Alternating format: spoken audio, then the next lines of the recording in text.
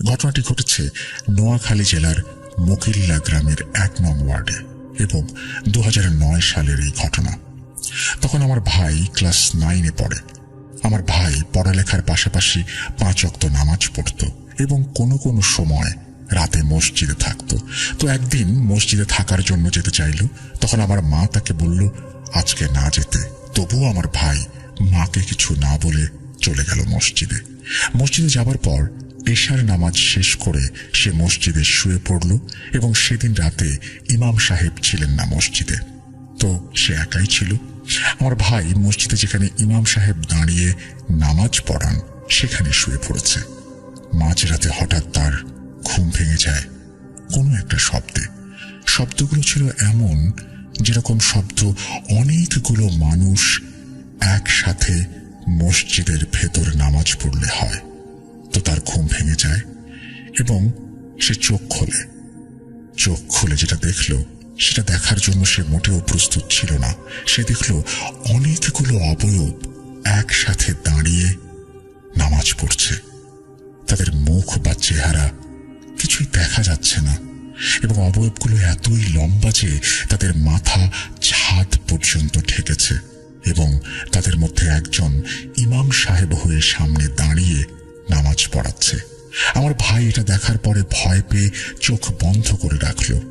1 সেকেন্ডের জন্য চোখ খুলল না। হঠাৎ সে এলাকার একজন মুরব্বীর কণ্ঠ শুনতে পায়। মুরব্বী বলল, উঠুন ইমাম সাহেব, ফজরের নামাজের সময় হয়েছে, আজান দিন, উঠুন।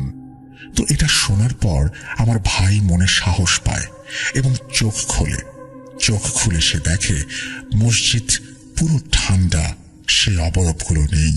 মসজিদে এত ঠান্ডা যে এখন মনে হচ্ছে কোনো কিছুই ঘটেনি। আমার ভাই উঠে ফজরের নামাজ শেষ করে বাড়িতে এসে আমার মাকে সব বলে। তো এরপর তার সাথে আর কিছুই ঘটেনি এবং এটাই ছিল তার সাথে ঘটে যাওয়া প্রথম ঘটনা। ঘটনা ২। এই ঘটনাটি ঘটেছে আমাদের এলাকাতে। আমাদের এলাকা হচ্ছে নোয়াখালী জেলার রাজীবপুর গ্রামে এবং এই ঘটনাটি ঘটেছে ২০১৩ সালে। তখন আমার ভাই কলেজে পড়তো। আগেই বলে রাখছি, আমার ভাই যে সময় মাদ্রাসায় পড়তো তখন সে ছিল অনেক ভদ্র। মানে সে সবসময় পাঞ্জাবি বা জুব্বা গায়ে দিত, ৫ ওয়াক্ত নামাজ পড়তো, মসজিদে ইমামতি করত, সবাইকে সম্মান করত, আজে বাজে আড্ডা দিত না। এরপর যখন সে কলেজে ওঠে সে পুরোই পাল্টে যায়। নিয়মিত নামাজ পড়ে না, বন্ধু বান্ধবের সাথে আড্ডাও দেয়। তো এইভাবে চলতে থাকে। এরপর তখন সে একটা ড্যান্স স্কুলে ভর্তি হয় এবং কাউকে কিছু না বলে স্কুলে গিয়ে ড্যান্স শেখে। তো একদিন সে স্কুলে যাবে, সেদিন তার স্কুলের টাকা দেওয়ার দিন ছিল। তো সে মাকে বলে কিছু টাকা দিতে। মা টাকা দেয়নি, কারণ তার চলাফেরা এখন অন্যরকম হয়ে গেছে। এরপর সে টাকা হারিয়ে চলে যায়। তারপর আমার ভাই মায়ের আলমারি থেকে মাকে না বলে একটা সময়ে টাকা নেয়, ভাবে রাতে এসে বলবে। এরপর সেদিন রাতে আমার এক জেঠি আম্মা, তিনি আমাদের বাসায় এসেছিলেন, আমাদের ঘরে ছিলেন তিনি। তো জেঠি আম্মা আমার মায়ের রুমে বসে গল্প করছিলেন, আমিও বসেছিলাম তাদের সাথে। ঘটনাটা শুরু হয় তখন। আমি খুব ছোট। তো গল্পের মাঝখানে আমি হঠাৎ খেয়াল করি মায়ের রুমের দরজায় হেলান দিয়ে দাঁড়িয়ে আছে আমার ভাই। তার চোখগুলো আগুনের মতো লাল হয়ে আছে। সে আমাদের দিকে তাকিয়ে আছে। আমি মাকে বললাম, মা দেখো, ভাইয়া এসেছে। মা কিছু বলল না, কারণ ভাইয়া তাকে না বলে টাকা নিয়ে গেছে, তাই মা রাগ করে আছে। এরপর ভাই তার রুমে গিয়ে শুয়ে পড়ল। হঠাৎ আমরা শুনতে পেলাম ভাইয়া চিৎকার করে বলছে, মা মা, আমার মাথা চলে যাচ্ছে, মাথায় পানি দেন। মা তখনও কিছু বলছে না, কারণ মার রাগ তখনও পড়েনি। এরপর ভাইয়া আবারও চিৎকার করে বলল, মা মাথায় পানি দেন, জ্বলে যাচ্ছে। এটা শুনে মা আমার বোনকে বলল, যা তোর ভাইয়ের মাথায় পানি দিয়ে আয়। এরপর আমার বোন গেল তার মাথায় পানি দিতে। কিছুক্ষণ পর আবারও শুনতে পেল ভাইয়ার কণ্ঠ, মা আপনি কোথায়? তাড়াতাড়ি আমার মাথায় পানি দিন, আমার মাথা জ্বলে যাচ্ছে।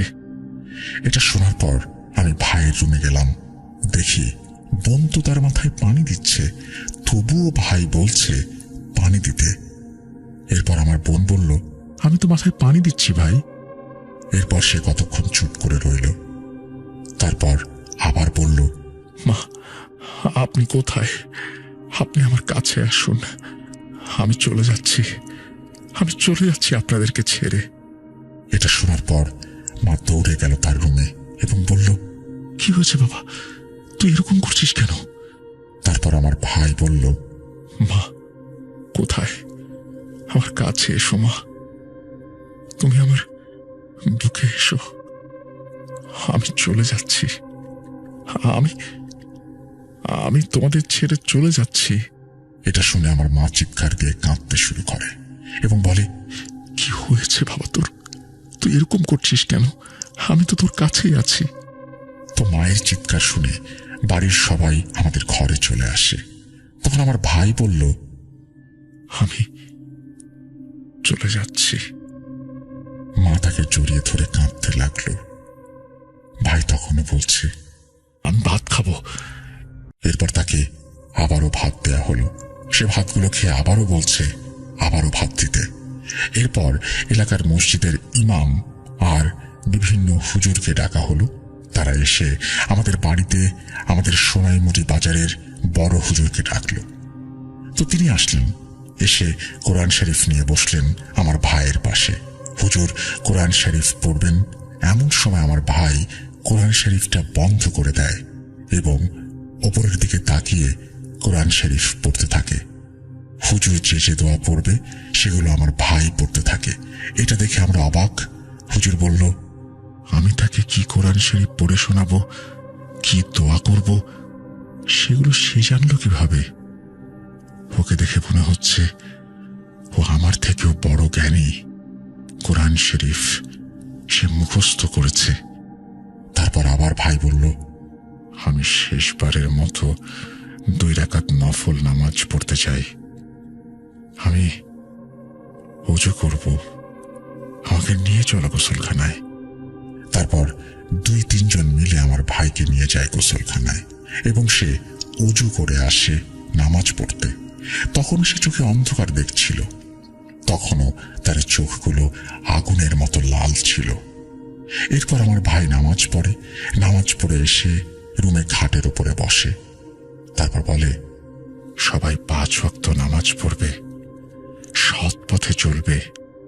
সে বন্ধুদেরকে বলে, শোন, তোরা নামাজ পড়িস, হাতটা দিস না এভাবে। এরকম চলতে চলতে হঠাৎ শুনি ফজরের আজান হয়েছে।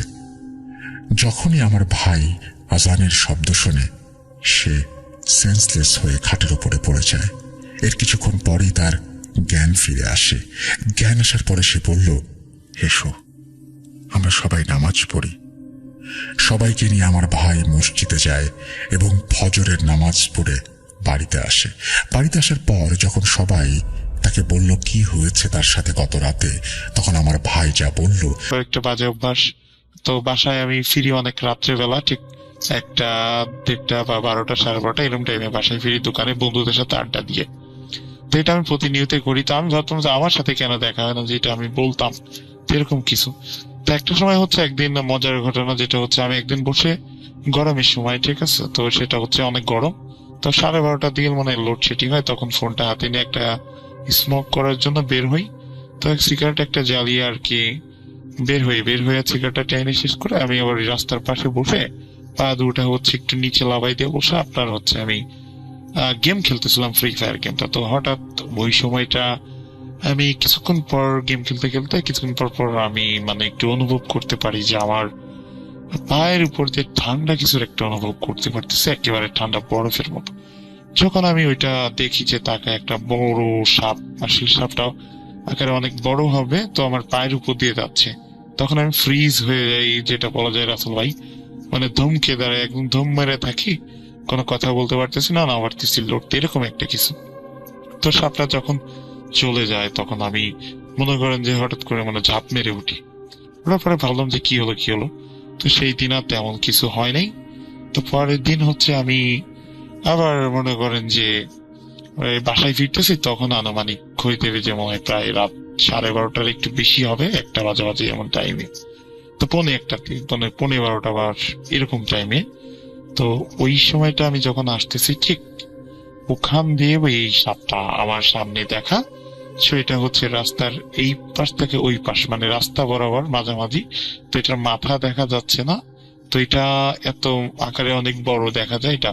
তো কয়েক সেকেন্ডের জন্য দেখলাম সাপটাকে। তো বেশ, এইভাবে দেখা হয়। তো আমি নর্মাল সাপ ভাবি, নর্মাল সাপ যাইতে পারে এত রাত্রে, তো আমি ভয় না পাই। তো ওই রাস্তায় যখন আমি আবার পরের দিন, তো এইভাবে আমার সাথে মনে করেন যে প্রায় 2-3 দিন মনে করেন যে একই ভাবে দেখা হচ্ছে। এইবার পার্ট টাইম আমার সাথে দেখা ওই সময়টা, আমি বাসায় আসার সময় এই সাপটা। তো আমি নর্মাল। আসসালামু আলাইকুম। আমার নাম শাহজাহান। আমি যেই ঘটনাটি বলতে এসেছি সেটি আমার নিজের বাড়ি কেন্দ্রিক একটা সত্য ঘটনা, যার রেশ আমি আজও ভুলতে পারিনি। সেই সব মুহূর্ত যেগুলো আমাকে ভেতর থেকে একদম দুর্বল ও ভয় পাইয়ে দিয়েছিল এক নিমিষেই। আমরা সবাই সিলেট থেকে চট্টগ্রামের অক্সিজেন নামক জায়গায় চলে এসেছিলাম আমার কাজের সূত্রে। আমি অক্সিজেনের কোনো এক জায়গায় নতুন একটা বাড়ি কিনে নিয়েছিলাম। আমার পরিবার ছিল আমার স্ত্রী আর 2 সন্তান। আমাদের 2 তলা বাড়ি। পরিকল্পনা ছিল ছেলেরা বড় হতে হতে বাড়িটা 10 তলা ফাউন্ডেশন দিয়ে ওপরের তলা দুটো সন্তানদের জন্য রাখবো, আর নিচে আমি আর আমার স্ত্রী থাকবো। বাড়িটা আমরা নিজেরা কিনেছিলাম, আর কেনার পরে একদম পরিপাটি করে সাজিয়েছিলাম। এলাকাটা ছিল আমাদের জন্য একদমই নতুন। আশেপাশে মানুষের বসতি মোটামুটি ভালোই ছিল। কপাল ভালো ছিল যে ঠিক যেদিন আমরা ওখানে শিফট করলাম তার পরদিনই করোনা মহামারীর বড়সড় নিউজ আসতে শুরু করলো। এমনকি লকডাউনের কথাও কানে ভাসতে লাগলো। কেমন যেন অজানা এক শঙ্কা ঘিরে ধরেছিল এই মহামারীর জন্য। তাই আমরা বাড়তি সতর্কতার সাথে বাড়িঘর পরিষ্কার পরিচ্ছন্ন রাখতাম।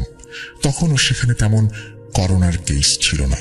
আমার স্ত্রী বেশ চিন্তিত ছিল বাচ্চারা এখানে থাকলে যদি সমস্যা হয়, তাই সে বাচ্চাদের নিয়ে আমার ও তার হোম টাউন সিলেটে চলে যেতে চেয়েছিল। আমি তাকে বললাম, তুমি বাচ্চাদের নিয়ে যাও, আমি এখানে একা থাকবো, কোনো সমস্যা হবে না। আমার স্ত্রী বহুবার বলেছে তার সঙ্গে যেতে, কিন্তু আমি রাজি হইনি। শেষে সে বাচ্চাদের নিয়ে একাই চলে গেল সিলেটে। এখন বলি, কেন আমি একা থাকতে চেয়েছিলাম? আমি ছিলাম সিনেমার পোকা।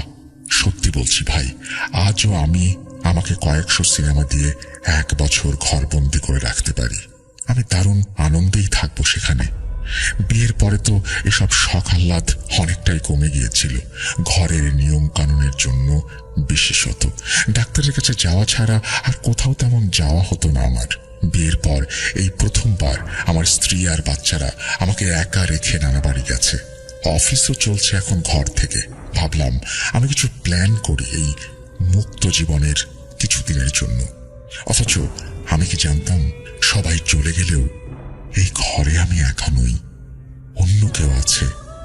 সেও তার মতো করে কিছু একটা প্ল্যান করছে। আমি অনেক সিনেমা দেখতাম বিধায় আমার একটা ভালো চেয়ারের খুব দরকার ছিল। আমি নিজে অনলাইনে অর্ডার করে একটা সুন্দর সোফা কিনে ফেললাম। সেটাকে এলইডি টিভির সামনে রেখে দিলাম। এবার আমি সিনেমা দেখব 80 ইঞ্চি টিভির ফুল এইচডিতে। সেদিন রাত 8টা পর্যন্ত অফিসের কাজে ডুবেছিলাম। তারপর ফ্রিজ থেকে একটা কোক বের করলাম, হাতে চিপস নিয়ে আরাম করে বসে পড়লাম সোফায়। সোফার জায়গাটা এমন ভাবে সাজিয়েছিলাম যেন সিনেমা হলে বসে আছি। এরপর শুরু করলাম আমার প্রিয় ক্যাপ্টেন আমেরিকা। এটাই আমার শান্তির জগৎ। যারা সিনেমা ভালোবাসেন তারা বুঝবেন এর মর্ম। মনে হচ্ছিল স্বর্গে আছি। ঘর খালি, অফিসের টেনশন নেই, কোনো ঝামেলা নেই। একটার পর একটা সিনেমা চলছিল। ওই দিন প্রথম সিনেমা শেষ হতেই দ্বিতীয়টা শুরু করলাম, সেটা শেষ হতেই তৃতীয়টা। এভাবে সিনেমা দেখতে দেখতে রাত 3:30 বেজে গেল। তখনও খাওয়া হয়নি। ভাবলাম কিছু রান্না করি। কিচেনে গিয়ে একটা ডিম ভাজি করে ভাত বসিয়ে দিয়ে এলাম আর অপেক্ষা করতে লাগলাম। আবহাওয়া ছিল চমৎকার, ততটা গরম পড়েনি। আর যেহেতু অক্সিজেন এলাকাটা ক্রাউডেড, সো আমাদের বাড়ির আশেপাশে অনেকগুলো বাসায় ছিল। সবাই প্রায় থাকতো। করোনার জন্য মাঝে মাঝে 2 ঘন্টা পর পর কেউ বাইক নিয়ে চলে যেত, নয়তো রাইডার আসতো। আশেপাশে সেভাবে কাউকে দেখা যেত না। 8 ঘন্টা অপেক্ষার পর অবশেষে ভাত হয়ে গেল। ভাত নামিয়ে সিগারেট খাওয়ার জন্য নিচে নামলাম। বলে রাখা ভালো যে সিনেমার এই সেটআপটা ছিল আমার ছেলের রুমে, কারণ ওর কাছে সবচেয়ে লেটেস্ট সব গ্যাজেট ছিল।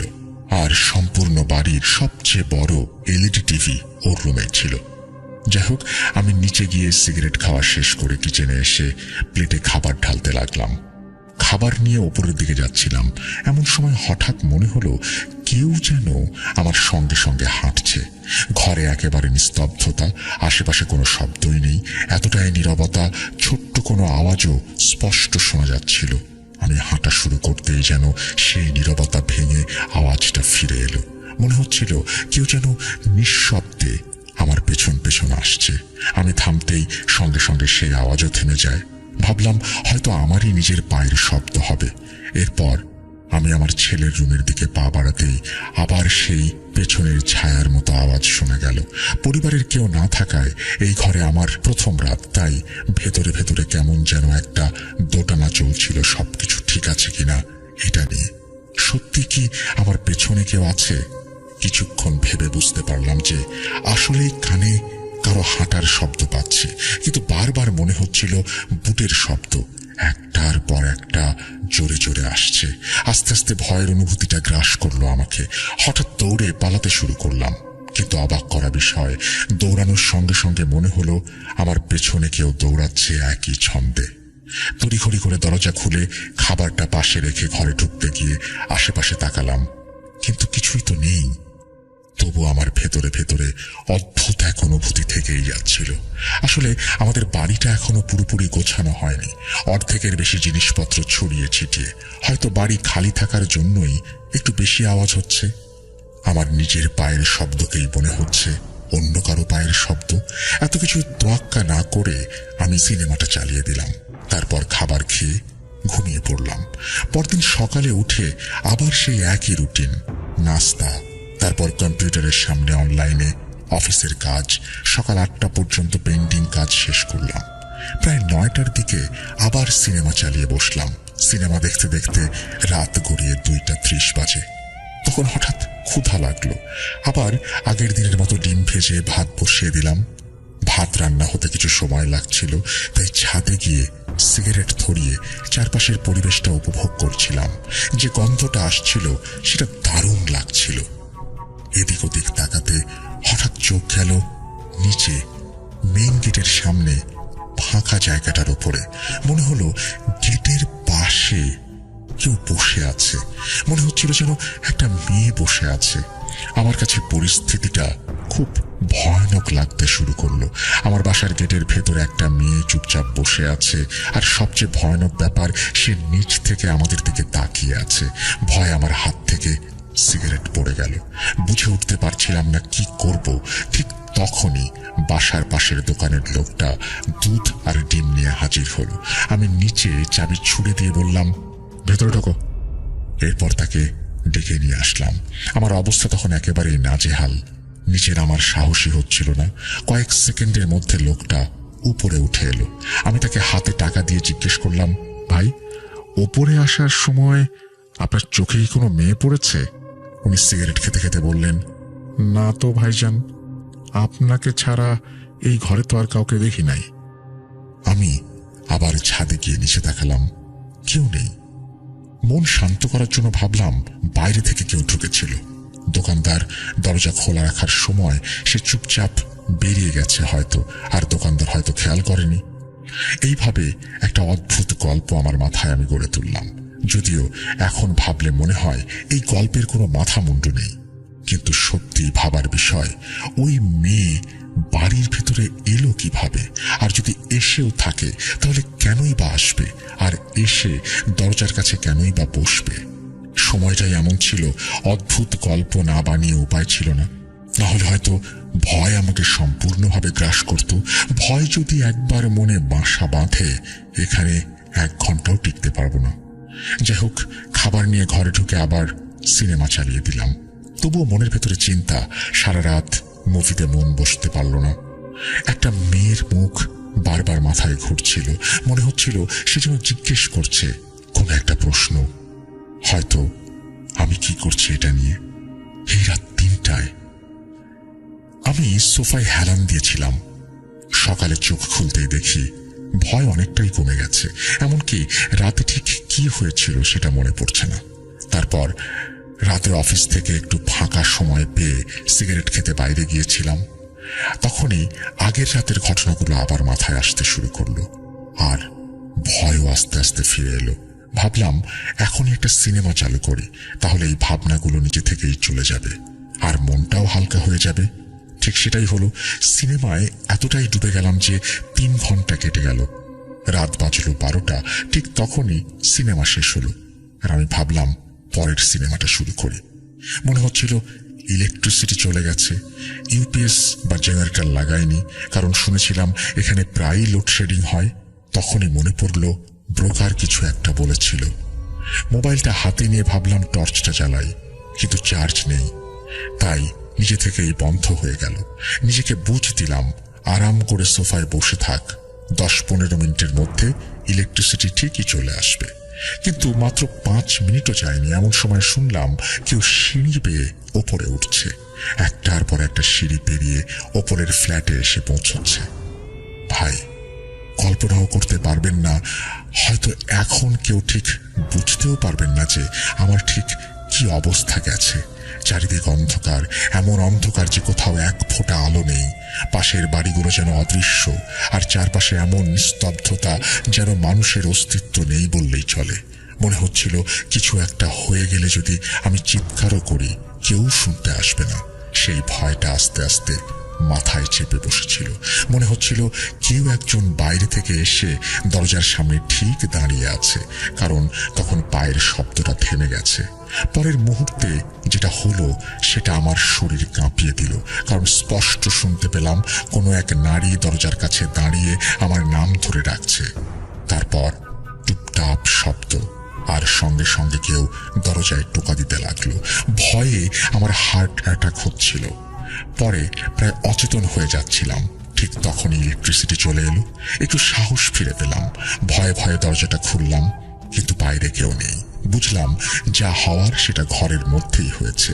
সিগারেট হাতে নিয়ে ভাবলাম বাইরে গিয়ে একটু হাঁটি, তাহলে ভয়টা কিছুটা কমবে। সিগারেট নিয়ে সিঁড়ির দিকে গেলাম। পেছন পেছন যাচ্ছিলাম। দরজার কাছে গিয়ে বাইরের রাস্তায় বের হলাম। সারাটা রাত সিগারেট খেতে খেতে হাঁটলাম। ভোরের আলো ফুটতেই একটু সাহস ফিরে পেলাম, আর ফিরে এসে ঘুমিয়ে পড়লাম। দিন তখন দুপুর 12টা। কাল রাতের কথা ভেবে চোখে পানি চলে এসেছিল। বুঝতে পারছিলাম না কোথায় যাব আর কোথায় গিয়ে রাতে থাকবো। সমস্যা ছিল বউয়ের সামনে তো সবসময় বড় বড় কথা বলি, যদিও ও মজা করে বলতো তুমি আমার সঙ্গে চলো, একা একা বাসায় ভয় লাগবে। কিন্তু প্রতিবারই আমি বাহাদুরি দেখিয়েছি, গল্প শুনিয়ে ওকে নিশ্চিত করেছি। ও চুপচাপ চলে গেছে। আর এখন বউকে সব বলতেই লজ্জা লাগছিল। এই দ্বিধাদ্বন্দ্বেই ভুগছিলাম। লজ্জা ছিল, আবার যদি শ্বশুর বাড়ি যেতাম সেটাও একটা সমস্যা। না জানি ওরা কি ভাবে। ওয়েদারটা গরম ছিল, ওখানে ভালোই গরম পড়েছিল। এরপর আমার সঙ্গে এমন একটা ঘটনা ঘটল যেটার পর আমি আর কিছু ভাবিনি। রাতারাতি নিজের ঘরকে সিনেমার সেট বানিয়ে ফেললাম। আপনারা প্লিজ মন দিয়ে শুনুন। সেদিন রাত মোবাইলটা ফুল চার্জ দিয়ে রেখেছিলাম, যেন লোডশেডিং হলেও আমাকে অন্ধকারে ভুগতে না হয়। আগে ভাগে খাবার অর্ডার দিয়ে রেখেছিলাম যেন রাতে বের হতে না হয়। রাত 9টার মধ্যে একটা সিনেমাও চালিয়ে দিয়েছিলাম, কিন্তু ভেতরে ভেতরে মনে হচ্ছিল আজ বড় একটা কিছু ঘটবে। সিনেমা শুরু হতে আমি এমন ভাবে সোফায় আটকে গেলাম যেন চারপাশের সবকিছু একেবারে হারিয়ে গেল। হঠাৎ আমার এলইডি টিভি বন্ধ হয়ে গেল। তখন সিনেমাটা মাত্র 2 ঘন্টা পার করেছি, 1 ঘন্টা তখনও বাকি। আমি এলসিডির দিকে তাকিয়েছিলাম, ভাবছিলাম হঠাৎ কি হলো। তাকিয়ে থাকতে থাকতে নিজের প্রতিবিম্ব দেখতে পেলাম। আমি সোফায় বসে এলসিডি বন্ধ হওয়ার কারণ খুঁজছিলাম। ঠিক তখনই দেখলাম ওই প্রতিবিম্বে কেউ যেন আমার সোফার পেছনে আসছে। এরপর আমি সেই সোফায় এসে সোফার পেছনে দাঁড়িয়ে পড়লাম। তার উপস্থিতি টের পেয়ে আমার নিঃশ্বাস বন্ধ হয়ে আসছিল। সব কিছু দেখছিলাম, কিন্তু সাহস হচ্ছিল না পেছনে ঘুরে দেখার। এলসিডির দিকে তাকিয়ে ভাবছিলাম, কে দাঁড়িয়ে আছে আমার পেছনে। সে একজন মহিলা, যাকে গেটের সামনে বসে থাকতে দেখেছিলাম।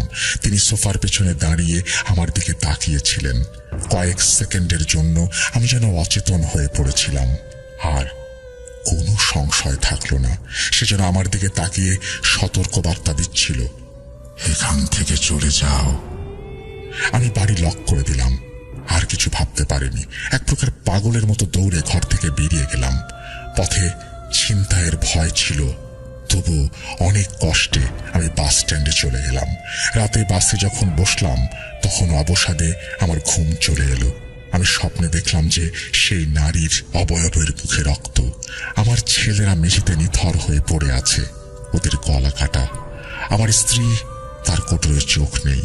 নারী অবয়বটা আমার কাছে এসে আমার গলায় ধারালো ছুরির মতো নখ বসিয়ে দিল। বাঁচতে চাইলে চলে যাও, এটা আমাদের বাড়ি।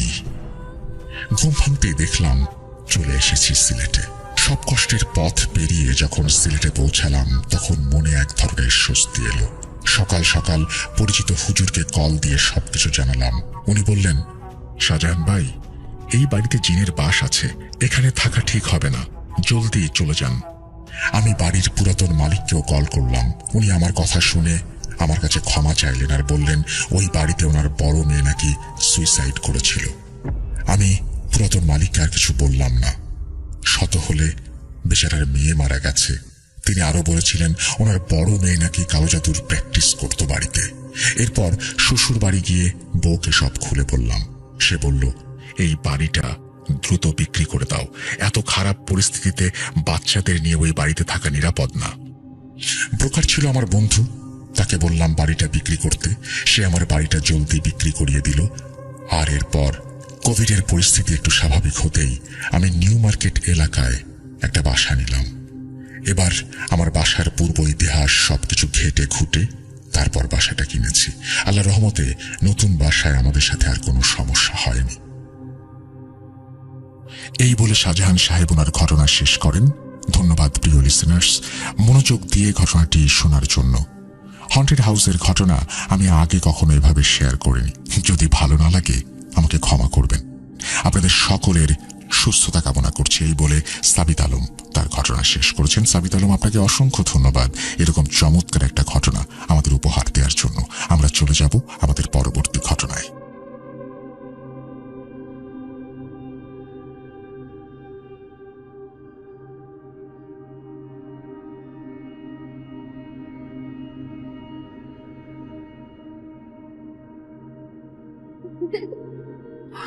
স্বাগত জানাচ্ছি আমি রাসেল। আশা করছি আপনারা সবাই ভালো আছেন এবং ভালোর তলে আছেন। আমিও ভালো আছি এবং ভালোর তলে আছি। আমরা এখন আমাদের আজকের দ্বিতীয় অডিও ক্লিপে যেতে চাই। আশা করছি প্রথম থেকে শেষ পর্যন্ত ভালো লাগবে আপনাদের। আসসালামু আলাইকুম রাসেল ভাই, কেমন আছেন বলবো না। নদীতে এমনও জায়গা আছে যেখানে আপনার গভীর অনেক বেশি, আবার অনেক জায়গা আছে আপনার হাঁটু পানি। তো ওর বাবা বন্ধু বান্ধব নিয়ে যায়। যাওয়ার পরে ওই সময় আমরা ডেগ নিয়ে যাইতো। এখনো মাছ মারে। তো যাওয়ার পরে আপনার অনেকক্ষণ মাছ মারার পরে অনেক মাছ পাওয়ার পরে হঠাৎ করে ডুব দেই পানির নিচে মাছ ধরার জন্য। ডুব দেওয়ার পরে আর উঠে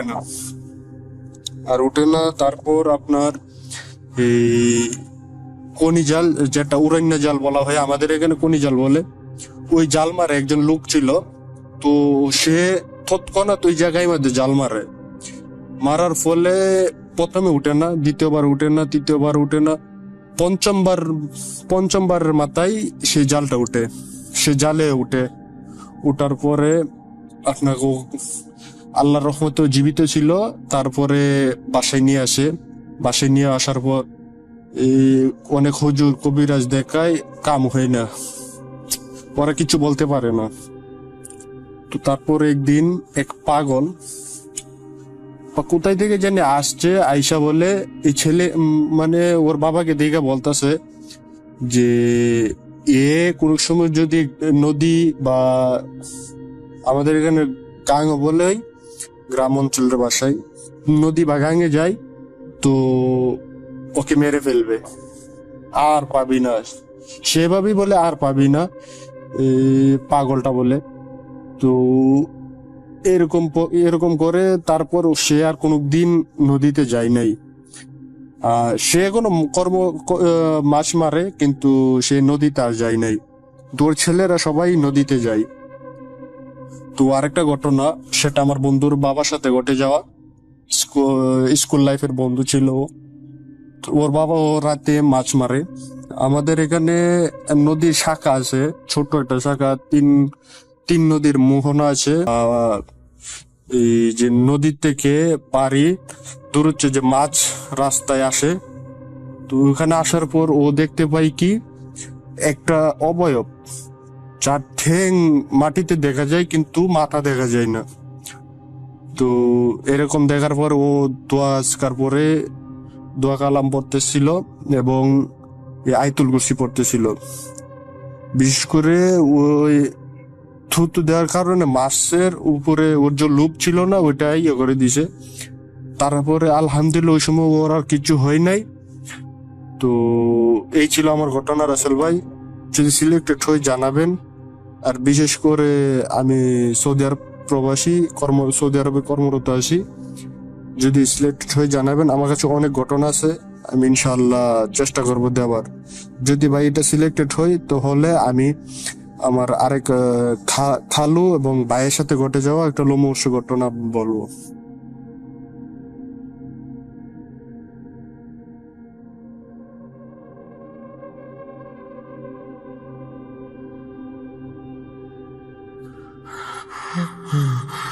কেন কেন তুমি আসো?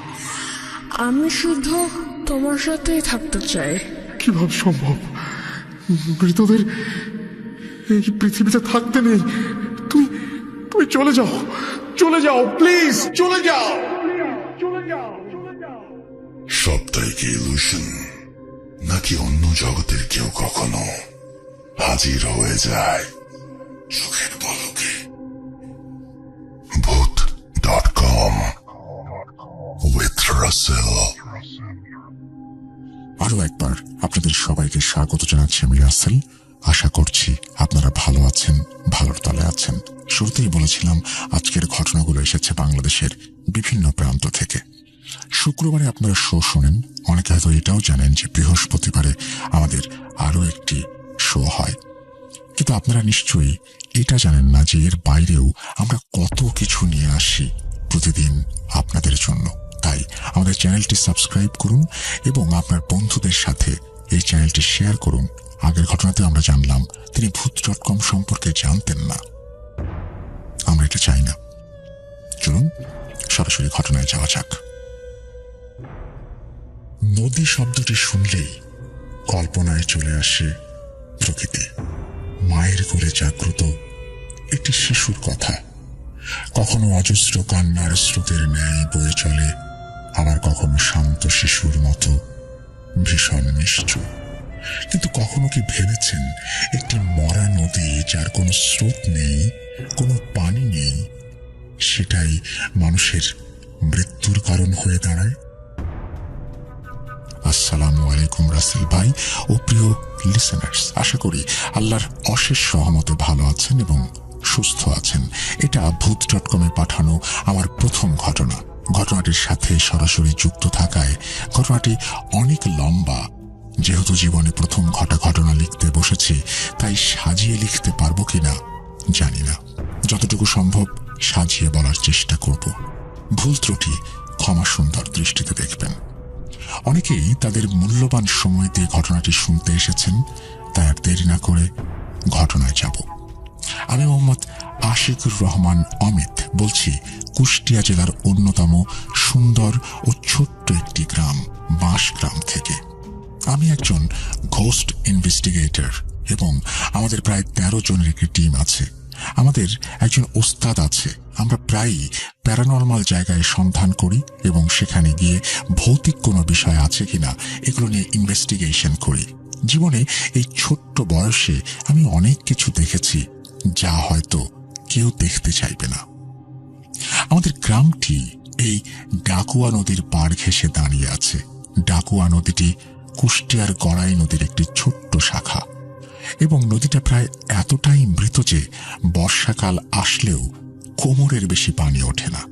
গ্রীষ্মের গরমে নদীটা শুকিয়ে কাঠ হয়ে যায় এবং আমরা সহ অনেকেই সেখানে পিচ কেটে ক্রিকেট খেলি। নদীর পাড়ে রাস্তা এবং রাস্তার পাশেই আমাদের গ্রাম এবং নদীর ওপারে হিন্দু সম্প্রদায়ের একটি গোষ্ঠী ও তাদের পুরনো শ্মশান ঘাট।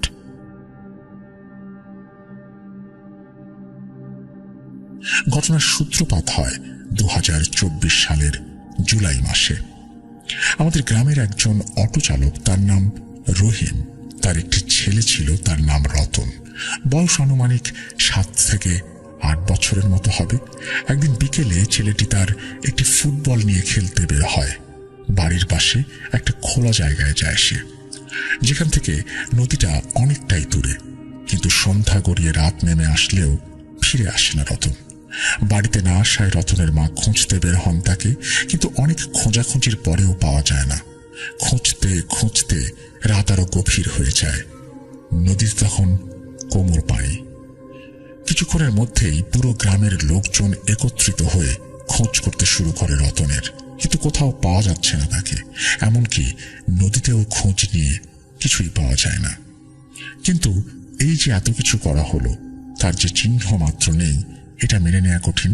কোনোভাবে রহিম ভাই এবং তার স্ত্রীকে সান্ত্বনা দিয়ে আমরা সবাই খোঁজ বন্ধ করি। সকালে আলো ফুটতেই আমরা আবার বের হই। কেউ কেউ মাইক ভাড়া করে ছুটে যায় আশেপাশের গ্রামগুলোতে। কোথাও নেই রতন। এভাবে কেটে যায় আরো একদিন। পরের দিন সকালে রতনের চাচি বাজারে যাচ্ছিলেন কিছু কেনাকাটা করার জন্য। বলে রাখি, আমাদের এদিকে অটো ভ্যান চলাচল করে সব সময়। তো উনি যখন ভ্যানে উঠে বসেন তখন ওনার চোখ যায় নদীর মাঝে রতনের লাল ফুটবলের ওপর। তখন উনি চিৎকার করে খবর দেয় পুরো গ্রামবাসীকে। সবাই সেখানে যায় এবং নদীতে নেমে খুঁজতে থাকে রতনকে। কোথাও নেই রতন। এমনকি পানি এতটাই স্বচ্ছ যে পানিতে মাথা ডোবালেও নিচের মাটি সহ সবকিছু স্পষ্ট দেখতে পাওয়া যায়। অনেক খোঁজাখুঁজির পর খবর দেওয়া হয় ফায়ার সার্ভিসে এবং পুলিশকে। খোঁজ চলতে থাকে পানিতে, কিন্তু কোথাও কোনো চিহ্ন নেই। এভাবে খোঁজ চলতে থাকায় প্রায় 2 দিন কেটে যায়, কিন্তু পাওয়া যায় না তাকে। 2 দিন পর আবার ছোট মামা নদীতে নামেন গরু গোসল করানোর জন্য, কিন্তু হাঁটু পানিতে নেমেই গরুটি হঠাৎ কেমন যেন ডেকে ওঠে পানির দিকে তাকিয়ে এবং ছুটে চলে যায়। মামা গরুটিকে ধরতে চেষ্টা করলেও গরুটি দৌড় দিয়ে বাড়িতে চলে আসে। শরীরে কাদা হয়ে যাওয়ায় মামা আবারও নদীতে যায় এবং পানিতে ডুব দিতেই কিছু একটা দেখে উনি পাড়ে উঠেই চিৎকার করে বেহুঁশ হয়ে যান। তখন রাস্তা দিয়ে যাওয়ার সময় একজন ভ্যান চালক ওনাকে দেখে এবং নিচে এসে ওনাকে হুঁশে ফেরায়।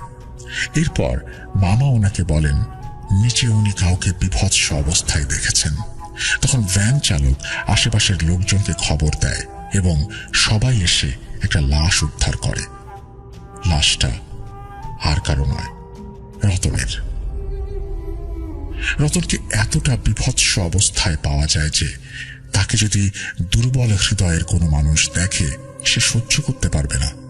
লাশের বিবরণটা ছিল ওর হাত 2টা আকাশের দিকে, যেমনটা মানুষ আত্মসমর্পণ করলে করে, এবং চোখ 2টা বের হয়ে গেছে, সাথে ওর জিহ্বা অস্বাভাবিকভাবে বাইরে এসে পড়েছে। তারপর গ্রামের সবাই লাশটা ধরে নিয়ে আসে এবং দাফন কাজ সম্পন্ন করা হয়। কেটে যায় 1 মাস। নদীতে তখন পানি নেমে গেছে অনেকটা। একদিন আমাদের গ্রামের এক মেয়ে শান্তা একটি গামলায় করে কিছু কাপড় নিয়ে নদীতে যায় কাপড় ধুতে, কিন্তু অনেক সময় পার হয়ে গেলেও সে আর ফিরে আসে না। বাবা মায়ের একমাত্র আদরের মেয়ে এভাবে অনেক সময় পার হয়ে গেলেও বাড়িতে না আসায় শান্তার মা নদীতে যায় ওকে ডেকে নিয়ে আসতে, কিন্তু নদীর পাড়ে বসে আছে শুধু ওর গামলা ভর্তি জামা কাপড় আর জুতো, এবং পায়ের ছাপ স্পষ্ট বলে দেয় ও নদীতে নেমেছে কিন্তু আর উঠে আসেনি। ব্যাপারটা অল্প সময়ের মধ্যেই জানাজানি হলে সবাই নদীতে নামি আমরা এবং টানা 4 দিন খোঁজ করার পরও আমরা ব্যর্থ হয়ে ফিরে আসি। সবার মাথায় তখন একটাই প্রশ্ন, এই হাঁটু পানিতে মেয়েটা যাবে কোথায়? মেয়ে হারানোর শোকে পাগলের মতো হয়ে যায় ওর বাবা মা, কিন্তু পাওয়া যায় না তাকে। চলে যায় আরো 5 মাস।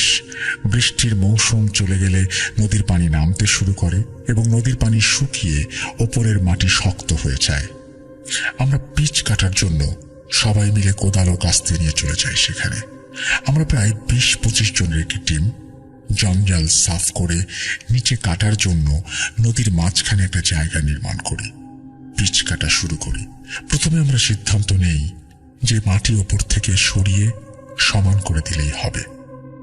আমাদের দলের একটা ছেলে রকি কোদাল হাতে নিয়ে পিচের কাজ শুরু করে এবং বাকিরা সবাই মাটি সরানোর কাজ করতে থাকে। যখন আমরা পিচের অর্ধেকটা সম্পন্ন করে ফেলেছি তখন রকি আমাদের সবাইকে ডাক দেয় এবং আমাদের রক্তের মতো কিছু একটা দেখায়। শক্ত মাটি, সেখান থেকে রক্ত বের হয়ে আসছে। ওই জায়গায় কেমন নরম তুলতুলে হয়ে আছে। তারপর ওপরের মাটি সরাতেই আমরা ওইখানে একটা পা আবিষ্কার করি। পরে আমরা পুলিশকে ফোন করলে সেখানে পুলিশ আসে এবং লাশ সংগ্রহ করে। তবে আশ্চর্যের বিষয় হলো এই লাশটাও আর কারো নয়, সেই শান্তার। আজ থেকে 5 বছর আগে এই নদীতে যে হারিয়ে গিয়েছিল। তবে ভয়ের ব্যাপার হলো এই যে ওর শরীরের মাংস একটুও পচেনি এবং পুরো শরীরে টিউমারের মতো পানি দিয়ে ফোসকা পড়ে গেছে। আর ওকে এমন ভাবে পুঁতে রাখা হয়েছিল যেন কেউ ওর চুল ধরে মাটির নিচে নিয়ে গিয়েছিল। লাশের বিবরণ ওই রতনের মতো 2টা হাত আকাশের দিকে, আর চোখ ও জিহ্বা বের হয়ে এসেছে অস্বাভাবিকভাবে। পুলিশ লাশটাকে নিয়ে চলে যায় এবং যাবতীয় কার্যকলাপ শেষ করে জানাজা পড়িয়ে লাশটিকে দাফন দেয়া হয়। শীত চলে যায়, আবার নদীতে পানি আসে বর্ষার সময়। এবার পানির পরিমাণ একটু কম, তবে গ্রামের লোকজন বুদ্ধি করে একটা জায়গায় গর্ত করেছে, সেখানে পাট ডুবিয়ে রাখা যায়। একদিন আমাদের নদীর ওপারে হিন্দু সম্প্রদায়ের একটা ছেলে তার সাথে নদীতে নামেন পাট ডুবিয়ে রাখার জন্য। তারা তাদের কাজটি সম্পন্ন করেন, কিন্তু নদী থেকে আর বাড়ি ফিরে যেতে পারেন না। তবে এবার তাড়াতাড়ি তাদের লাশ পাওয়া যায় ওই পাট গাছের গাদার ভেতরে, সেখানেই তাদেরকে ডুবিয়ে রাখা হয়েছিল। তখন হাত 2টা উপরে আকাশের দিকে এবং চোখ ও জিহ্বা বের হয়ে এসেছে। মাত্র কয়েক ঘন্টায় লাশের মুখটা এত বিভৎস হয়ে গিয়েছিল যে আমরা যখন লাশ 2টা দেখি আমাদের হৃৎপিণ্ড কেঁপে ওঠে। পুলিশ এবারেও তদন্ত চালায়, কিন্তু কিছু পায় না। তবে এইবার আমাদের টিমের সবাই মিলে একটা আলোচনা করি এবং রহস্য উদ্ঘাটনের জন্য প্ল্যান করি। একটা কথা বলে রাখি, আজ থেকে 9 বছর আগে আমাদের একজন হুজুরের সাথে দেখা হয়েছিল। রাজশাহী থেকে তিনি এসেছিলেন। উনি রাস্তায় অচেতন হয়ে পড়েছিলেন। আমরা ওনাকে নিয়ে স্থানীয় একটা প্রাইভেট হাসপাতালে ভর্তি করে দিই, ওনার চিকিৎসা করাই এবং সুস্থ হওয়ার পর উনি আমাদের সবাইকে একটি করে কালো রঙের পাথর দেন, যেটা আমরা সবাই আংটির মধ্যে সেট করে ব্যবহার করতাম। আলোচনা শেষ করি, আমরা সিদ্ধান্ত নেই আজকে রাতে আমরা নদীতে ওই শ্মশান ঘাটে যাব এবং 3 জন করে টিম বানিয়ে দেখব আসলে এখানে কি ঘটছে। যেই ভাবা সেই কাজ। আমরা রাতে 10টার সময় আমাদের স্পেশাল টর্চ ও ক্যামেরা সহ যাবতীয় কার্যকলাপের সম্পূর্ণ জিনিসপত্র লুকিয়ে শ্মশানে নিয়ে যাই। বলে রাখি, শ্মশানটা খুবই পুরনো এবং এই শ্মশানের পাড় ঘেঁষে দাঁড়িয়ে আছে বিশাল এক বটগাছ। ওই বটগাছের দিকে তাকালে মনে হয় যেন পুরো একটি গ্রামের ছায়া দেওয়ার জন্যই সে দাঁড়িয়ে আছে ওভাবে। যাই হোক, আমার টিম মেম্বারদের বুঝিয়ে আমরা 4টা দলে ভাগ হয়ে যাই এবং আলাদা আলাদা জায়গায় ক্যামেরা অন করে টর্চ হাতে বসে থাকি। আর চারিদিকে শুধু অন্ধকার আর অন্ধকার। শুধু বাজারের দোকানে লাইট জ্বালানো হয়েছে। রাত 2:15 হঠাৎ করে বাজারের সব আলো বন্ধ হয়ে গেল। বুঝতে পারি বিদ্যুৎ চলে গেছে। এবার চারিদিকে অন্ধকার এসে আমাদের ঘিরে ফেলে। হঠাৎ আমার দলের একজন বলে, ভাই দূরে তাকাও, দেখো কিছু একটা আসছে। আমি তাকিয়ে দেখি আসলেই আবছা একটা আলো খুব ধীর গতিতে নদীর উপর দিয়ে আসছে, তবে ওটা অনেক দূরে এবং আমাদের কাছে আসতেও অনেক সময় লেগে যাবে। আমরা এবার সবাইকে মেসেজ দিয়ে বলি একসাথে হওয়ার জন্য, সবাই, এবং একসাথে হলে আমরা সবাই এক দৃষ্টিতে ক্যামেরা অন করে ওই আলোটার দিকে তাকিয়ে থাকি। আলোটা আস্তে আস্তে স্পষ্ট হতে থাকে এবং মনে হচ্ছে একটা ছোট নৌকায় একজন বসে আছে যার শরীর থেকে এমন আলো বের হচ্ছে। আমরা ভাবি, আচ্ছা, নদীতে পানির ব্যবস্থা আর যে পরিমাণ কচুরি পানা আছে, নদীর উপর থেকে আপনা আপনি নৌকাটা আসছে কিভাবে? কিছুক্ষণ পর ওই আলোটা আমাদের আরো কাছে চলে আসে। আমরা দেখি, যা দেখি পৃথিবীর কেউ যেন সেই দৃশ্য না দেখে। একটা সাদা অবয়ব যার হাতে একটি মাথা, যেটা সে 2 হাত দিয়ে ধরে দাঁড়িয়ে আছে। আমাদের সামনে অনেক কালো একটা অবয়ব, যা অন্ধকারের চেয়েও ভয়ঙ্কর। ওই সাদা অবয়বটির আলো ছায়ায় তাদের উপস্থিতি স্পষ্ট বোঝা যাচ্ছিল। যখন এভাবে তারা শ্মশানে এসে পৌঁছালো, এক এক করে প্রত্যেকটি কালো অবয়ব মিলিয়ে গেল। হ্যাঁ, আলোর সাথে আমরা দেখেছিলাম কালো অবয়ব, কিন্তু এই সাদা অবয়বটা সেভাবেই দাঁড়িয়ে রইল। হঠাৎ আমাদের টিমের একজন ফিসফিস করে বলল, ভাই, এটার তো কোনো ভিডিও রেকর্ড হচ্ছে না। তখন আমি ক্যামেরার দিকে তাকালাম, আসলেই কিছুই দেখা যাচ্ছে না। ঠিক কি দেখেছি, ঠিক দেখেছি নাকি আমার মস্তিষ্ক কোনো বিকৃত করেছে, আমি বুঝতে পারছি না।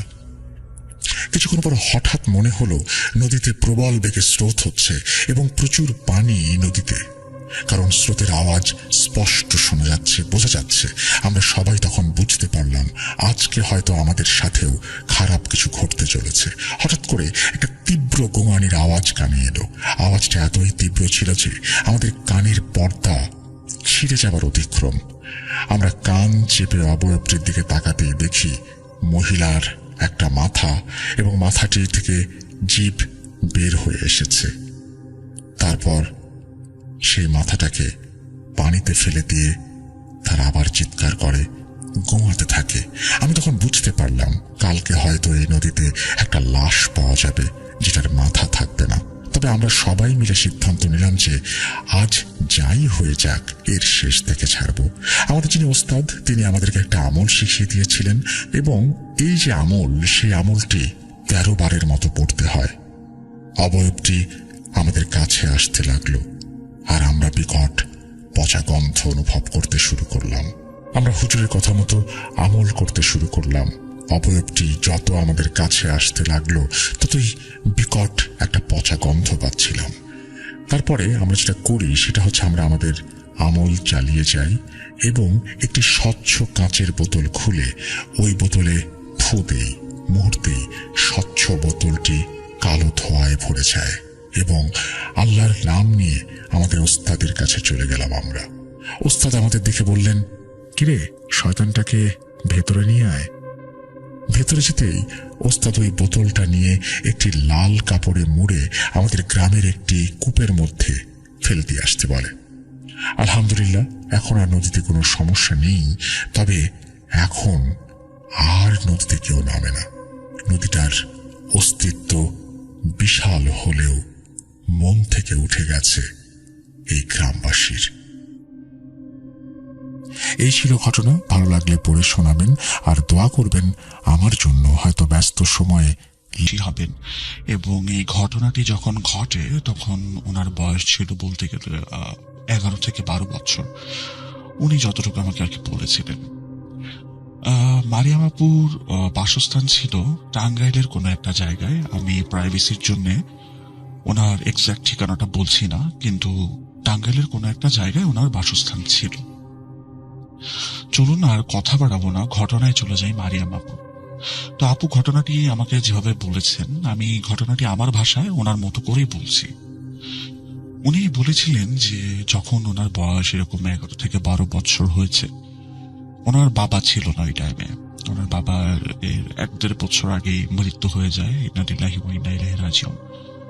তো ওনার বাবার মৃত্যু হওয়ার পরে ওনাদের বাসার যে কন্ডিশনটা ছিল সেটা হচ্ছে ওনাদের মানে ওনার বাবার পেনশনের যে টাকাগুলো আসলে আসতো সেগুলো দিয়ে, আর ওনারা যে বাড়িতে থাকতেন সেটা নিচতলায় ভাড়া দেওয়া ছিল। ওই ভাড়ার টাকায় ওনাদের আসলে দিন চলে যাচ্ছিল কোনো রকমে। কিন্তু মাঝখানে এমন কিছু কিছু ঘটনা শুরু হয় ওনাদের সাথে, যেগুলোর কারণে আসলে ওনাদের এই ফাইন্যান্সিয়াল কন্ডিশনটাও কিছুটা নষ্ট হয়ে যেতে শুরু করে। যেমন ওনাদের বাসার নিচতলায় যে ভাড়াটিয়াটা ছিল, ওনারা বারবার হচ্ছে আপুদের কাছে নালিশ করতো যে আমাদের বাসায় কোনো একটা প্রবলেম আছে, হয়তো বা মেবি জিন রিলেটেড কোনো প্রবলেম আছে, সো আপনারা বিষয়টি একটু দেখেন বা কোনো হুজুরের পরামর্শ নেন। কিন্তু মারিয়াম আপু এবং তার আম্মু এই বিষয়গুলোতে খুব বেশি একটা পাত্তা দিতেন না, কারণ ওনারা চিন্তা করতেন কি যে মাঝে মাঝে ভাড়াটিয়ার এরকম আচরণ করে যেন ওনাদের কাছ থেকে ভাড়াটা বেশি না নেওয়া হয়, বা বছর বছর যে একটা ভাড়া বাড়ানোর টেন্ডেন্সি আছে সেটা যেন মানে না করা হয়। ওনাদের বাসার বর্ণনা যদি দেওয়া হয় তাহলে ওনাদের বাসাটা ছিল 2 তলা বিশিষ্ট একটা বাসা, যে বাসার উপরের তলায় ওনারা নিজে থাকতেন এবং নিচ তলায় থাকতেন ভাড়াটিয়ারা। আর একটা কথা হচ্ছে মারিয়াম আপুর বাসায় যারা থাকতেন ওনারা 2 জন সদস্যই মারিয়ামেরই কিছুর উপদ্রব আছে, যেই কারণে ওনারা বাসাটা ছাড়তে বাধ্য হচ্ছেন। এই কারণে আসলে যখনই কোনো মানুষ বাসা ভাড়া নিতে আসতো তখনই তাদের মাথায় এই জিনিসগুলো ঢুকিয়ে দেওয়া হতো। কারণ আপনি চিন্তা করে দেখেন ডিয়ার লিসেনার, যখন আপনি কোনো একটা বাসা ভাড়া নিতে যাবেন অবশ্যই সেই এলাকার মানুষের কাছ থেকে সেই বাসা, বাড়িওয়ালা বা ওখানে কে কে থাকে সবকিছু বিষয়ই কিন্তু আপনি একটা মানে টোটাল ইনভেস্টিগেশন করবেন বা টোটাল ইনফরমেশন কালেক্ট করবেন। তো বাকি ভাড়াটিয়াদের ক্ষেত্রেও জিনিসটা এমনই ছিল। কিন্তু মারিয়াম আপুদের বাসার এই বদনামটা শোনার পরে কেউ সেই বাসায় ওঠার জন্য রাজি হয় না। তো এইভাবেই বাসাটা খালি পড়ে থাকে একেবারে।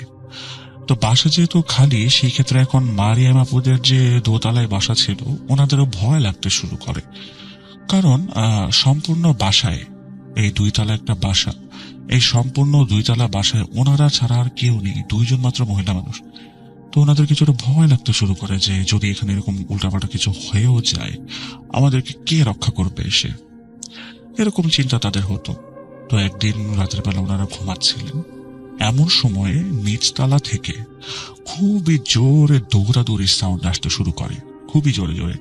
ইটস জাস্ট লাইক যে ওই বাসাটায় there is a party going on, একটা পার্টি হচ্ছে, কিন্তু নিচতলায় তো কেউ নাই। তাহলে এই পার্টি, এরকম সাউন্ড, এই জিনিসগুলি কোত্থেকে আসছে? ওনার আম্মু ওনাকে বললেন যে মা দেখো, তোমার এগুলো নিয়ে এত কিছু চিন্তা করার দরকার নাই, জাস্ট তুমি ঘুমায় যাও। কিন্তু মারিয়াম আপু দেখেছিলেন যে ওনার মায়ের চোখে মুখে একটা ভয়ের ছাপ, কারণ 2 জনই জিনিসটা শুনতে পেয়েছিলেন। এভাবে সেদিন পার হয়ে গেল এবং পরবর্তী দিন ওনাদের বাসায় ওনাদের প্রতিবেশীরা আসলো, এসে ওনার আম্মুকে বলছে যে আপা, আপনাদের বাসা থেকে তো রাতের বেলা এরকম সাউন্ড পাচ্ছিলাম, কোনো কিছু কি সমস্যা ছিল? মারিয়াম আপুর আম্মু বলে কি না, এরকম তো আসলে কোনো সমস্যা তো নাই, বাট আমরাও সাউন্ড পেয়েছিলাম, হয়তো বা নিচে কোনো কুকুর বিড়াল মারামারি করছিল এই কারণে হয়তো বা। কিন্তু মারিয়াম আপুর আম্মু হচ্ছে মানে ইট ওয়াজ জাস্ট লাইক যে উনি যাচ্ছেন এবং শব্দগুলো ওনার কাছে আসছে, মানে উনি প্লেসটার খুব কাছে চলে গেছেন যে জায়গা থেকে শব্দগুলি হচ্ছে। যখন সিঁড়ি নেমে গেলেন তখন উনি দেখলেন যে নিচতলার বাসার যে মেইন ডোর, সেই মেইন ডোরটা খোলা। অ্যাকচুয়ালি মেইন ডোরটা খোলাই থাকে সবসময় ভাড়াটিয়া যাওয়ার পরে, কারণ ওনারা মেইন ডোরের যে লকটা ছিল সেটাকে ড্যামেজ করে দিয়েছিলেন। তো ওনাদের এখানে যেহেতু আর কোনো নতুন ভাড়াটিয়া ওঠেন নাই, সেহেতু ওনারা আর লকটাকে রিপেয়ার করার নাই। তো আপু কি করলেন, ভেতরে চলে গেলেন আস্তে আস্তে, এবং ঘরের ভেতরে যখন উনি গেলেন দেখলেন কি যে অন্ধকারে ভরা একেবারে চারপাশটা, ঘরের চারপাশ অন্ধকারে ভরা। উনি ভেতরে গেলেন এবং সামনে একটা রুম ছিল, সেই রুম থেকে এরকম আওয়াজগুলি আসছিল। উনি যখন ওই রুমের কাছে গিয়ে, মানে রুমের যে পাঁচ লক থাকে, গোল ঘোরানো যায় যেটাকে, ওই 5 লকে হাত দেওয়ার সাথে সাথে ভেতর থেকে আসা সাউন্ডগুলি থেমে গেল। ইট ওয়াজ জাস্ট লাইক যে জিনিসগুলো এই সাউন্ডগুলো করছিল, ওই জিনিসগুলোর মারিয়াম আপুর এখানে আসার খবর কানে চলে গেছে, মানে সাউন্ডের মাধ্যমে কানে চলে গেছে।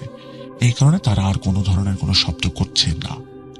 মারিয়াম আপু তারপরেও ভয়ে ভয়ে চিন্তা করলেন দরজাটা খুলবেন কি খুলবেন না, বিকজ ওই টাইমে তখন ওখানে অনেক অন্ধকার ছিল এবং অন্ধকারে উনি কিছুই তেমন দেখতে পাচ্ছিলেন না, যেহেতু সারা ঘর একবারে খালি, সো অন্ধকারটা খুবই ডার্ক। এখন মারিয়াম আপু বলেছেন যে এখানে অনেক মানুষ আমাকে বলবে যে আমি একটা বোকা মেয়ে, কারণ আমি ইলেকট্রিসিটি কেন অন করিনি। এখন ইলেকট্রিসিটি উনি অন করেন নাই কারণ ওনাদের বাসার যে ফিউজটা ছিল নিচতলার, সেই ফিউজটা মানে ড্যামেজ ছিল। আর ওনাদের বাসার এমন একটা পরিস্থিতি যে ইলেকট্রিশিয়ান কল করেছিল, কিন্তু ইলেকট্রিশিয়ান বর্তমানে শহরের বাইরে ছিলেন। আর যেহেতু ওনারা দুইটা মহিলা মানুষ একসাথে বাসায় থাকেন এবং উনি খুব ছোট, এই কারণে ওনারা আম্মু কখনো চাইতেন না যে বাহিরের কোনো লোক আসুক ওনাদের বাসায় যারা অপরিচিত।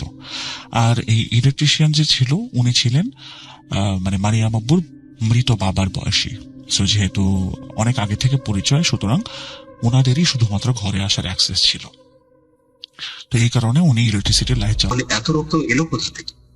কাকি তাড়াতাড়ি কাপড় নিয়ে এসে যখন তার পিঠ মুছতে গেলেন, তখন দেখলেন পুরো জামাটা তাজা, টকটকে রক্তে ভেজা। জামাটা খোলার পর যেন কাকার পিঠে কোনো ক্ষত নেই, একটা আঁচড়ের দাগ, কিন্তু চামড়াটা কেমন যেন ফ্যাকাশে, আর সেখান থেকে চুয়ে চুয়ে রক্ত বেরোচ্ছে, যেন হাজারটা অদৃশ্য সুই কেউ ঘুচিয়ে দিয়েছে। সেই রাতে কাকা প্রচন্ড জ্বর এলো। জ্বরের ভয়ে তিনি শুধু প্রলাপ বকতে লাগলেন, আমার পিঠের উপরে থেকে নাম নাম কইতাছি, ওজন সইতে পারতেছি না। পরদিন সকালে খবর পেয়ে গ্রামের সবাই কাকার বাড়িতে ভিড় জমান। গ্রামের সবচেয়ে প্রবীণ হেকিম চাচাও এসে কাকার অবস্থা দেখলে বললেন, এর গায়ে মনে হচ্ছে খুব বাতাস লেগেছে, তাল গাছের জিনটা মনে হয় এর পিঠে ভর করেছিল। ওইটা সাধারণ কোনো জিন না, ওর শরীর থেকে ঝরা রক্তের সফরালের পিঠে লেগেছে। ভাগ্য ভালো যে দৌড়ে চলে এসেছিল, নইলে আজ রাতেই ওর জানটা নিয়ে যেত। অবস্থা বেগতিক থেকে পাশের গ্রাম থেকে এক নাম করা কবিরাজকে ডেকে আনা। কবিরাজ এসে কাকার নাড়ি ধরে অনেকক্ষণ চোখ বন্ধ করে রইলেন, তারপর বলতে লাগলেন, অশুভ ছায়া পড়েছে, ওর আত্মাকে দুর্বল করে দিয়েছে, একে ঝাড়ফুঁক করতে হবে, নইলে এর শরীরে টিকবে না। এরপর 3 দিন ধরে চললো ঝাড়ফুঁক। কাকার ঘরে চারপাশে তাবিজ বাঁধা হলো, মন্ত্র পড়া পানি ছিটানো হলো। কবিরাজ গভীর রাতে একা একা ওই ব্রিজের কাছে গিয়ে মন্ত্র পড়লেন। 3য় দিন রাতে কাকা জ্বরের ঘরে প্রচন্ড চিৎকার করে জ্ঞান লাভ। সবাই যখন ভাবলো সব শেষ, তখন সকালে তার জ্ঞান ফিরল। জ্বর ছেড়ে গিয়েছিল, শরীরটা একদম ভেঙে পড়েছিল।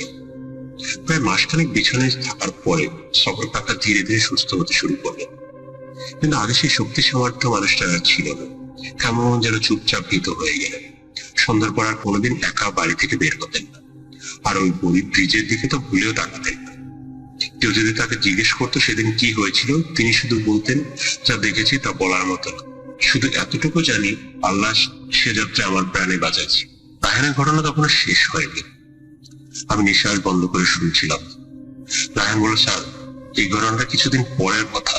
ওই ব্রিজ থেকে আমাদের গ্রামের বাজারটা বেশি দূরে নাই। বাজারে হাসেম ব্যাপারী নামে এক দোকানদার ছিলেন, তার একটা মুদি দোকান ছিল। লোকটা বেশ সাহসী, নাম ডাক ছিল। রাত করে দোকান বন্ধ করা তার ছিল রেগুলার অভ্যাস। একদিন রাতে দোকান বন্ধ করতে করতে প্রায় 1টা বেজে গিয়েছিল।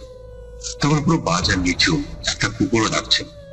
হাসেম ব্যাপারী দোকানে তালা লাগিয়ে বাড়ির দিকে রওনা দিলেন। তার বাড়ি ওই ব্রিজটা পেরিয়ে যেতে হয়, তবে তার বাড়ির রাস্তা থেকে ব্রিজ তালগাছটা স্পষ্ট দেখা যায়।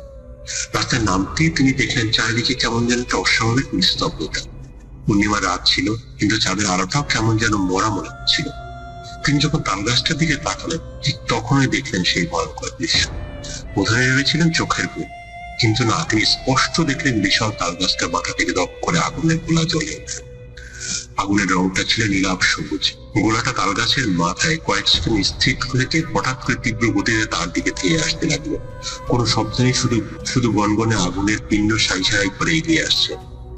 হাসেম ব্যাপারী বলছিলেন তখন তার হাত পা অবশ হয়ে গিয়েছিল, দৌড়ানোর শক্তিটুকুও ছিল না। আমি শুধু চোখ বন্ধ করে আল্লাহকে ডাকছিলাম। মনে হচ্ছিল আজই জীবনের শেষ দিন। তিনি চোখ বন্ধ করে দাঁড়িয়ে থাকলেন। কয়েক সেকেন্ড পর যখন বুঝলেন তার গায়ে কোনো আঁচ লাগতেছে না, তখন ভয়ে ভয়ে চোখ খুললেন। তাকিয়ে দেখেন কোথাও কেউ নেই। সেই আগুনের গোলা, সেই অস্বাভাবিক নিরাপত্তা সব উধাও। চারিদিকে আবার ঝিঝি পোকা ডাকতে শুরু করলো, যেন কিছুই হয়। হাসিম ব্যাপারী সেদিন রাতেও আর বাড়ি ফিরতে যান। ভয়ে কাঁপতে কাঁপতে আবার দোকানে ফিরে এসে সাদা দোকানের ভিতরেই বসেছিলেন। পরদিন সকালে এই ঘটনা বাজারে ছড়িয়ে পড়ে গ্রামের মানুষের ভয় আরো বেড়ে যায়। রায়হান তার গল্প শেষ করে আমার দিকে তাকালেন। ওর কপালে বিন্দু ঘাম জমেছে। অফিসের এসি ঠান্ডায় যেন সে ভয়ের উষ্ণতাকে কাটাতে পারছিল না। আমি কিছুক্ষণ চুপ করে রইলাম, কি বলে বুঝতে পারছিলাম না। মানুষ হিসেবে আমার মন বলছিল এতগুলো হ্যালুসিনেশন বা গ্রামের মানুষের সম্মিলিত কোনো মানসিক ভয় তৈরি হওয়ার গল্প। হয়তো সফর কাটার পিঠে কোনো বিষাক্ত পোকার রস লেগেছিল, যা থেকে চামড়ার প্রতিক্রিয়া হয়েছে। হয়তো হাসিম ব্যাপারে ক্লান্তিতে কোনো আলোর ঝলকানি দিয়ে আগুনে বলা ভেবেছিলেন। কিন্তু রায়হানের চোখের দিকে তাকিয়ে আমার সব যুক্তি দুর্বল হয়ে যাচ্ছে। ওর বর্ণনা যে ভয় আর আন্তরিকতা ছিল গল্পে থাকা সম্ভব নয়। সফর আলীর শারীরিক এবং মানসিক পরিবর্তন, হাসিম ব্যাপারে আতঙ্ক, এগুলো তো বাস্তব। আমি রায়হানকে বললাম, সফর কাকা এখন কেমন আছেন? রায়হান দীর্ঘশ্বাস ফেলে বলল, এখন মোটামুটি ভালো স্যার, কিন্তু সেই ঘটনার পর থেকে মানুষটা পুরোপুরি বদলে গেছে। আমাদের গ্রামের মানুষ এখন সন্ধ্যার পরে ব্রিজে তাল গাছের পাশ দিয়ে যেতে ভয় পায়। প্রয়োজন না হলে কেউ ওদিকে যায় না। ব্রিজটা এখনো আছে, তাল গাছটাও দাঁড়িয়ে আছে, যেন হাজার অশুভ রহস্য উল্কে নিয়ে আমাদের দিকে তাকিয়ে আসছে। আমার কবির মগটা তখন টেবিলে রাখা, কবিটা পুরোপুরি ঠান্ডা হয়ে গেছে। জানলা বাইরে বৃষ্টি ধরে এসেছে, কিন্তু আমার মনের ভিতরে একটা অজানা ভয়ের সৃষ্টি। শহর আর গ্রামের দূরত্ব, যুক্তি আর বিশ্বাসের ব্যবধান সবকিছু যেন গুলিয়ে গেল। আমি জানি না ছায়ারূপে যে পূব আকাশ এর অস্বস্তি সত্যি আছে কিনা, আমি জানি না সে তাল গাছে কোনো অশরীরী শক্তি বাস করে কিনা, কিন্তু আবু রায়হানের বলা এই ঘটনা শোনার পর আমি একটা জিনিস বিশ্বাস করতে বাধ্য হয়েছি, কিছু ভয় যুক্তির ঊর্ধ্বে, কিছু আতঙ্ক প্রজন্মের পর প্রজন্ম ধরে বেঁচে থাকে। কখনো কিংবদন্তি হয়ে, কখনো সফর আলীর পিঠে সেই অদৃশ্য রক্ত পড়ের মতো বাস্তব হয়। অফিস ছুটির পরে রায়হান আমাদের ক্যান্টিনে চলে গেছে। তো তখন আমি পুরো ফ্লোরে একা। তো যখন আমি বের হয়ে যাওয়ার লাইট অফ করতে গেছি, আমার শরীরের ভিতরটা এত ভয় কাজ করছিল যেটা বলে বোঝাতে পারবো না। এক দৌড়ে দরজার কাছে এসে ফিঙ্গার দিয়ে দরজা খুলে তারপর বের হয়ে এলাম। সত্যি এই ভয়টা রায়হানের গল্পে সবচেয়ে বড় সত্য। সেটা গ্রামের আতঙ্কটা আমার মতো একজন শহরে মানুষের মধ্যে সঞ্চারিত করতে পেরেছিল। আর এটাই সবচেয়ে বড় সত্য, ভয় স্থান, কাল, পাত্র মানে না। সবাই ভালো থাকবেন। আসসালামু আলাইকুম।